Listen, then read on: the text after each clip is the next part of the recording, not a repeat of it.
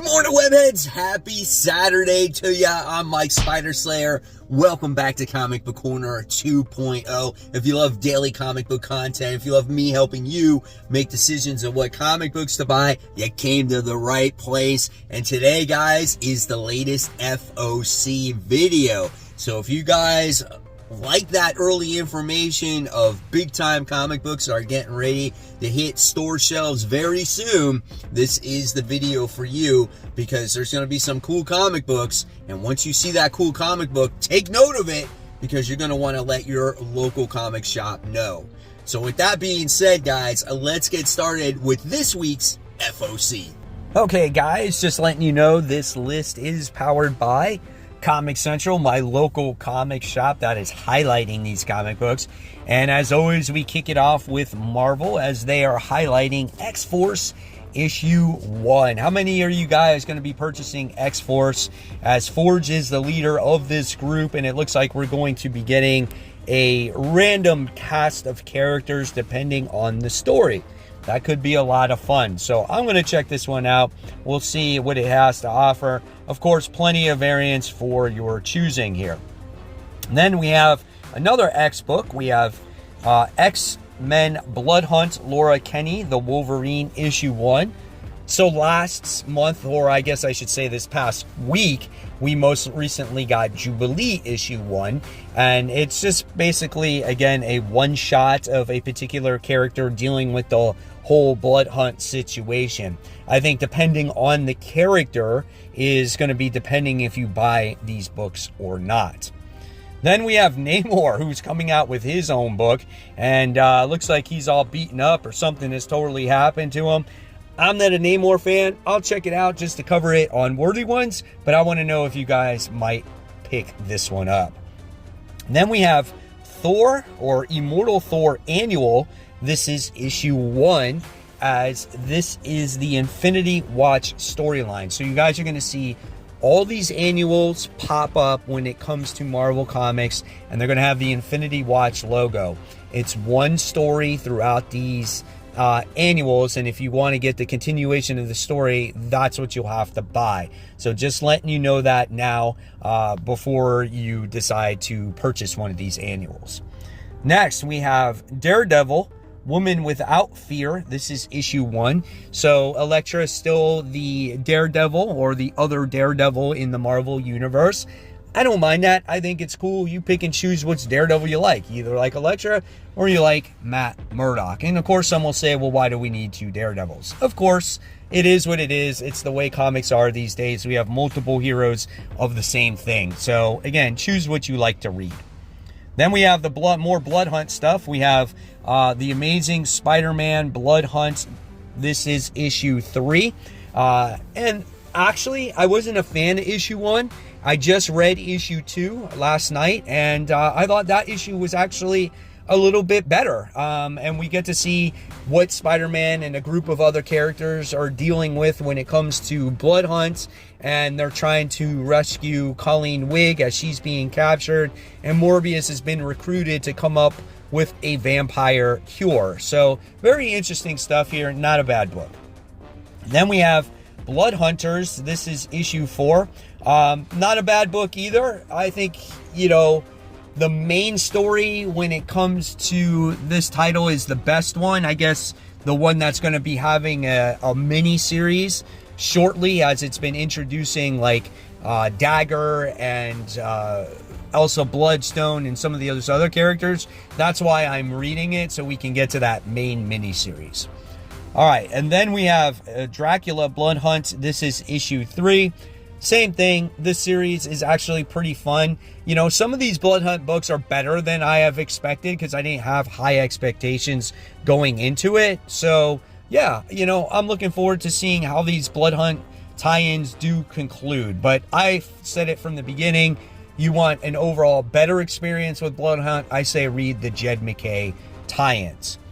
All right, and then we have the Incredible Hulk. This is issue 14. So we're in the middle of a story arc right now where Bruce Banner is trying to get Charlie back from this porcelain doll state that she's actually in, and he went to Brother Voodoo and now he's got to go to Vegas to find somebody else. It's kind of like this find this needle in a haystack situation, but it's okay.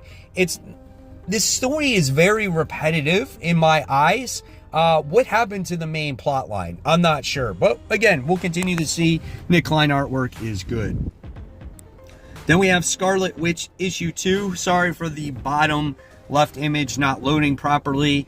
I'm currently not reading this series. I read a few issues of volume 1. Then you had Scarlet Witch and Quicksilver by the same writer. You got this third volume by the same writer, same artist. I know what I'm getting here. I'm not going to read this, but if you're a Scarlet Witch fan, this is going to be for you. Then we have the Spectacular Spider-Men. This is issue 5. This book is so weird, man. Like, it's like you have certain situations going on when it comes to certain characters, like living their best life, and then you got Spider-Man doing this and that, and it's just like you don't know what's real and what's reality and all that different stuff. So we'll see what happens with that going forward. Then next we have Ultimate X-Men. This is issue 5. I really enjoy Ultimate X-Men issue 4, and we are getting introduced to more and more characters. We got introduced to a major villain. We also got introduced to another character going forward here. So I thought this book was an improvement on issue 4. And again, you'll have to read issue 4 to find out who that actual new character is. And then next we have the Ultimate reprint. So you got more of Spider-Man, and then you have also the X-Men 97 reprint as well. Now we move on to those indie gems. And the first one really piques my interest here, especially for like wrestling fans. This is Luchaverse. This is issue 1.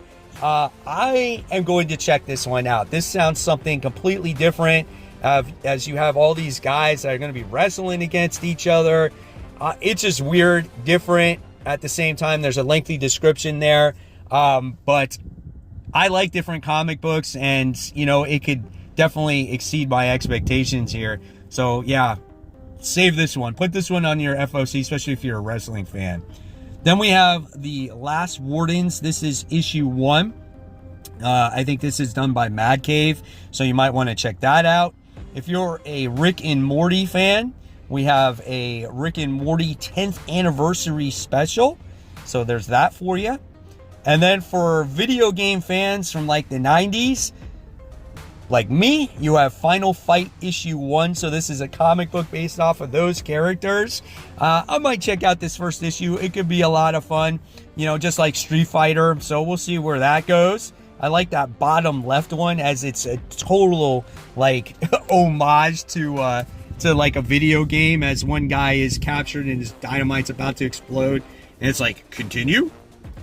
And then we have Graveyard Club issue 1. This is a book written by R.L. Stine. So he does those, you know, like horror books, like Goosebumps and stuff like that. So again, if you're into horror, you might want to check this out. Then we move on to Domain. This is issue 1. So this sounds like an interesting book where there's a UFO that crash lands, and these kids go to investigate it, and they wind up acquiring superpowers. So yeah, that could be fun. That's from Image. And then we have Ain't No Grave issue 3. This is the book done by Scotty Young and Jorge Corona. Very interesting book about a woman who is some kind of like outlaw, and she goes on this mission to defeat death because she's about to die herself, and seeing that journey is quite interesting. And issue 2 was very gory and very dark. Then we have Falling in Love on Path to Hell issue 2. A lot of people gave me crap about this book not being worthy. I said it's not worthy because it's just a book that's not my style, but I still rated it like a B book. I still think it's really well written. I think the art in it is fantastic. It's just not my style of book, and that's okay. At least I recognized it was a really good book, right? So if you want to try something different here, Go ahead, check this one out. It's written by Jerry Duggan. Then we have my favorite series. We have Transformers. This is issue 10.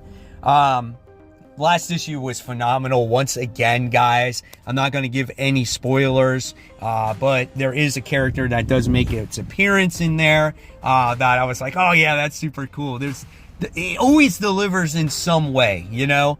And then we got this connecting variant cover as well, so that is pretty cool. I might have to check that out. It's like Transformers issue 1, 7th printing. My gosh.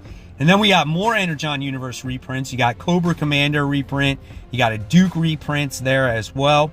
And then we move on to DC Comics, where we have Absolute Power Task Force 7, issue 1. My God, there's a lot for this. So yeah, I like that one on the middle row left side. Excuse me. So that one is pretty neat. We'll see what Absolute Power has to bring. I'm not sure what this will bring, you know, so we'll see. All right, and then it says, from the DC Vault, Death in the Family, Robin Lives, issue 1 of 4. So, didn't we get this before? Like, what if Robin lives? And then you got that issue, so now I guess it's a continuation of that story, right? So what if Robin lived, Jason Todd lived, and maybe the Joker died, or I don't know. We'll see. This could be a cool and fun book. Then we have Action Comics issue 1067. No more House of Brainiac at this point. We got a different writer on the book, and we got Rainbow Rowell, who is writing this one now. She's doing a story here, and I think she's wrapping up Sensational She-Hulk as well. So if you're very curious on the type of Superman book that you're going to get here, you might want to read She-Hulk. It could be a soap opera story. I don't know, because that's what you get out of She-Hulk. So we'll see. Next, we have Batman and Robin. This is issue 11. These guys have been dealing with the Man-Bat for such a long time and such. I'm definitely starting to lose interest.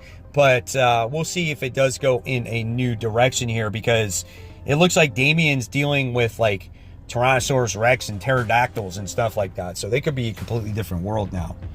Then we have Batman Gotham by Gaslight, Kryptonian Age, issue 2.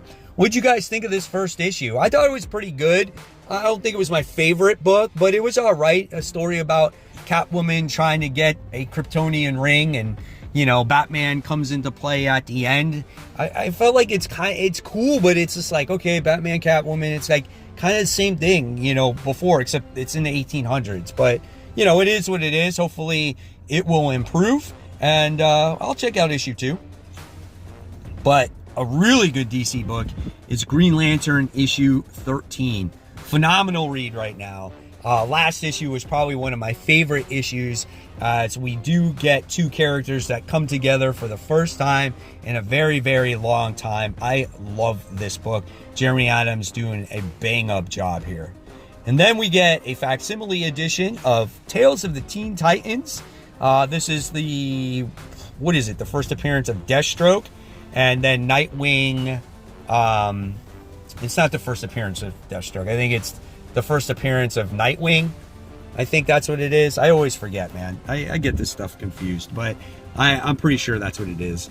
So, yeah, if you want to check out that facsimile, then go ahead and check it out. So there you have it, webheads. They're all the newest, the latest, the greatest, the hottest comic books getting ready to hit store shelves very soon. Is there anything there that you liked? If there is, like I said earlier, make sure you let your shop know so you don't miss out. And if you guys love the content, there's always more for you right here to check out. Guys, as always, support the local comic shop. Keep buying, keep collecting, but always remember to read your comics so we can have great comic conversation. Guys, thank you so much. I'll see you real soon. Bye.